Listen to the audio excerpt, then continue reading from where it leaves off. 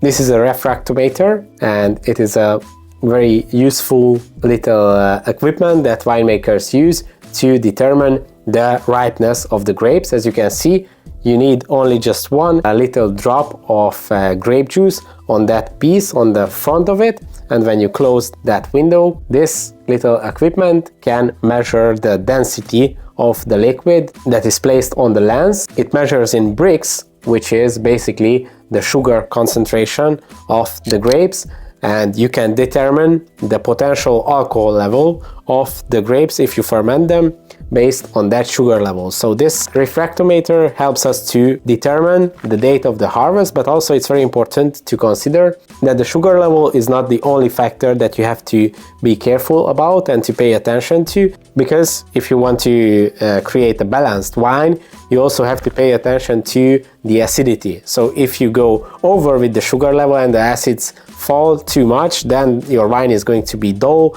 imbalanced, and it's going to be quite flat.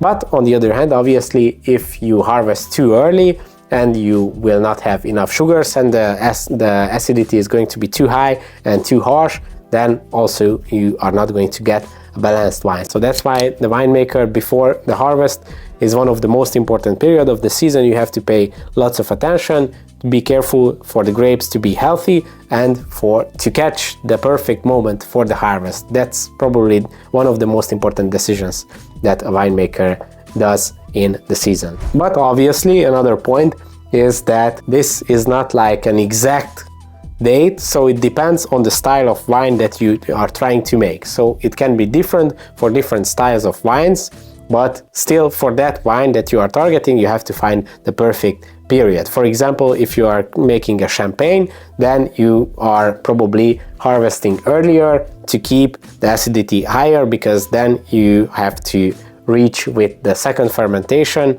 the proper alcohol level. And on the other side of the spectrum, when we are talking about late harvest grapes or even botrytized grapes from Tokaj or Sauternes, then we are going to even a later period and having a lot higher sugar contents, 150 grams or even 200 or even more grams of sugar in the wine. But obviously these wines are made with grape varieties that also have comparatively higher acidity to balance that out. So in any case, when you use the refractometer, you also have to keep in mind what you are trying to create.